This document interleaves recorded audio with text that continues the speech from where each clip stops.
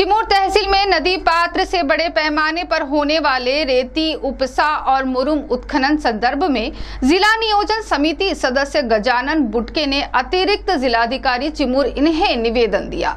इस निवेदन में क्या मांग की गई, जानते इस खबर में।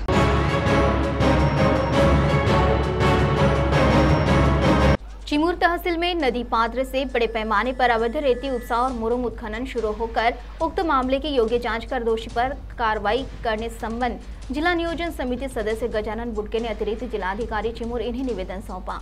प्राप्त जानकारी के मुताबिक पिछले अनेक वर्षों से शासन ने चिमूर तहसील में रेती घाट लिलाव न करने से सोने गांव, उसे गांव, गोंदोड़ा, वाघेड़ा, शिरपुर, मोठे गांव, गोरबट, चिमूर और जंगल परिसर के नदी नाले घाट से जेसीबी पोकलैंड लगाकर 24 घंटे ट्रक और ट्रैक्टर के माध्यम से अवैध उपसा किए जाने से शासन का महसूल डूबने से बड़े पैमाने पर नुकसान हो रहा है। उतने ही बड़े पैमाने पर मुरुम का अवैध उत्खनन किया जा रहा है, जिससे इस मामले की तत्काल जांच कर दोषी पर कार्रवाई करने के लिए पूर्व जिला परिषद सदस्य तथा जिला नियोजन समिति सदस्य गजानन बुटके ने अतिरिक्त जिलाधिकारी चिमूर इन्हें निवेदन दिया।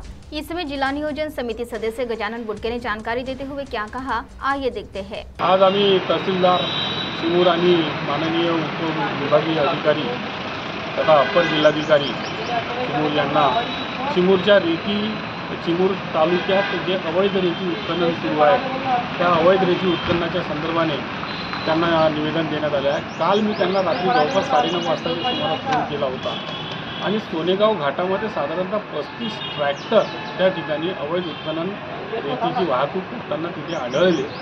कारण मी तिकडनं सोनेगावकडनं आलो तेव्हा मला सर्व ट्रॅक्टर तिकडे रेती आणण्यासाठी जाताना दिसले। अशा परिस्थितीत मी माननीय एसडीओ साहेबांना फोन करून सांगितलं की आपल्या इथे मोठ्या प्रमाणामध्ये रेतीची तस्करी सुरू आहे।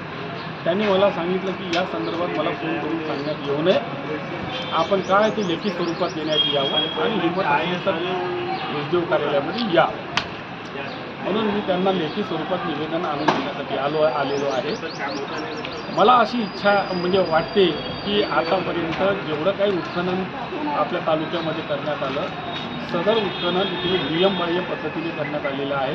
चिमूर तालुक्यात कोणत्या प्रकारचे घाट लिलाव झाले नसताना या घाटातून मोठ्या प्रमाणात चोरीच्या माध्यमातून ट्रॅक्टरच्या आणि ट्रकच्या माध्यमातून जेसीबी व पोकलेनच्या माध्यमातून रेती चोरी आणि तस्करी मोठ्या प्रमाणात सुरू आहे। यावर शासनाचा महसूल मोठ्या प्रमाणात बुडालेला असून मोठ्या प्रमाणात शासनाचं नुकसान आहे। एक जागरूक नागरिक या नात्याने आम्ही त्यांना निवेदन दिलं आणि या प्रकरणावर आळा घालण्यासाठी आम्ही त्यांना विनंती केलेली आहे।